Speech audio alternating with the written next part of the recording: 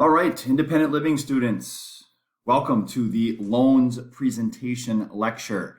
Loans are another form of credit that consumers can obtain to help make purchases. And in this particular presentation lecture, we are going to focus specifically on personal and student loan information. So let's first go through some terminology. First of all, what is a loan? A loan is an agreement between a borrower and a lender for a specific amount of money in which the borrower is going to borrow money from a lender and promise to pay it back with interest over a defined period of time.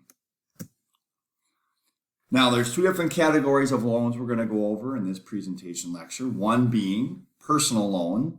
A personal loan can be used for the purchase of a car, a mortgage, possibly to consolidate larger and higher interest debt, uninsured medical expenses, possibly even vacations, weddings, or other big life events, can be used to make home improvements or repairs, or other large purchases such as home appliances, TVs, etc., etc.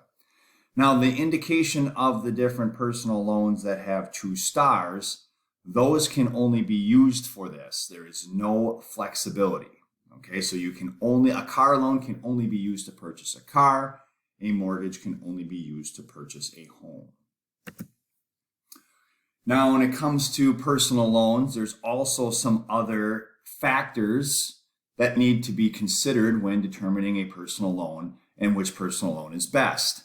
Now, sometimes you can get a personal loan which is unsecured, which means there's no collateral. If it's a car loan, the automobile is the collateral. If it's a mortgage loan, the home or the property is the collateral, which means if the borrower is unable to make payments, those assets can be repossessed. There's secured loans, which means that there is collateral involved. In an auto loan, it's the car. In a mortgage, it's the home or property.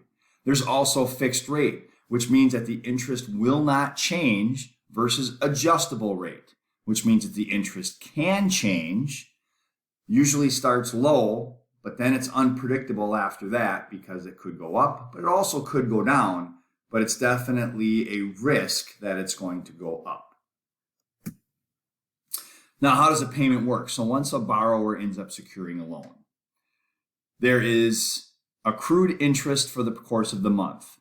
So each monthly payment is going to cover the interest plus some of the principal. As more and more payments are made, less and less interest is paid based off of that payment and more principal. So you're always in your best interest if you can pay more than what the minimum payment is, because anything above and beyond the minimum payment is going to go directly to the principal balance, which means less and less interest will be charged. Now, how do payments change over the life of a loan? Well, usually the early payments are going to reflect more interest and less principal, whereas the later payments, it's going to be just the opposite.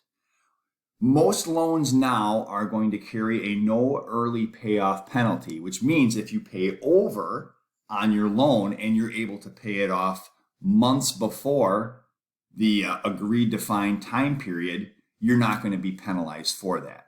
And the benefit to doing that is you pay less interest.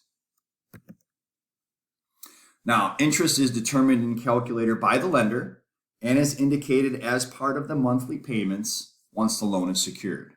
So based off of your credit worthiness can have an impact on your interest rate. If you have a good credit score and good credit history, chances are you're going to be considered a low risk lending option, therefore you'll receive a lower interest rate. Now, once you have determined what your interest rate is, then there are a couple of different ways in which interest is calculated. There is simple, compound, amortized, fixed, and variable.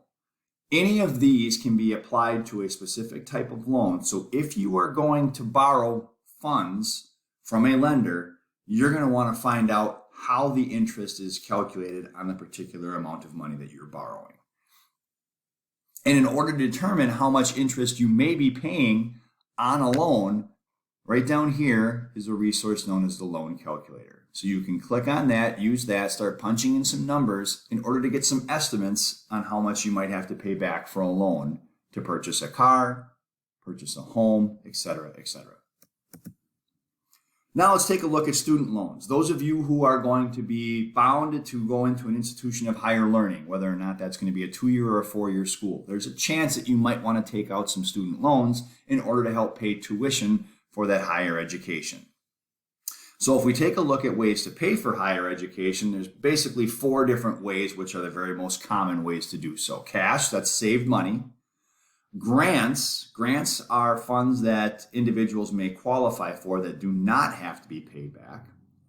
Scholarships are funds that individuals qualify for based off of a particular set of criteria, and this does not have to be paid back.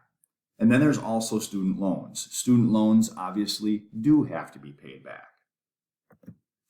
All right, so when it comes to loans, there's different types of student loans. There's a federal loan. And federal loans are going to have the following criteria. They're going to have lower fixed rates. They may or may not need a cosigner. Repayment, this is very important about a federal loan. Repayment starts 6 months after graduation, which means that the borrower does not have to pay back any of those funds until 6 months after your graduate date. It gives an individual some time to make some money at their place of employment before having to start paying that loan back. There are usually flexible repayment options. Some can even be forgiven, and sometimes there's only a limited amount of federal loans that are going to be granted. There's also private loans. Private loans come from private lenders. They have fixed or variable interest rates. They are usually a higher interest rate than a federal loan. And sometimes, especially with students who do not have a number of years and time to build up credit history, will require a cosigner. And the interest will start accruing right away once the money is borrowed and the papers have been signed. All right, so federal loans, there are 2 different types. There are subsidized and unsubsidized. Subsidized, usually known as Stafford loans. These are for undergrads, and they usually come with a financial need or a financial aid package. No interest while enrolled, and then there's 6 months after graduation before the loan has to be paid back. Now, Federal Direct Plus loans, these are usually for grad students and parents of dependent undergrads. Interest is always accruing, but payment can be deferred for 6 months. Now, unsubsidized loans are just the opposite of subsidized. They're for graduates and undergraduates, and interest will be accruing while in college, and that interest also has to be paid while seeking that degree. Federal Direct Consolidation loans allows you to combine federal loans into one, and you do not lose the benefits by doing so. So there's a number of different federal loan options when it comes to funding higher education. Now, how do you apply for some of these loans? Well, the FAFSA, which is the financial aid application process for students, this is something that will normally be presented to you by Ms. Williams in the guidance office as to how to apply for some of these federal financial aid loans. Then the private loans, this is usually through your banker of choice. Could be a credit union, could be Associated Bank, could be Fortify Bank. Inquiring about those and then taking a look at your options. The most important thing here is when looking for student loans and what best fits you and your needs is to shop around to a number of different lenders. All right, how do you get a loan? Depending upon what you need and what you're looking to use the funds for, you obviously want to shop around, look for different rates and fees, check with financial institutions. Usually there's an application process. It could be an online process or it could be a hard copy. Make sure that you read the fine print so you understand all of the specifics of the loan and how you have to pay it back.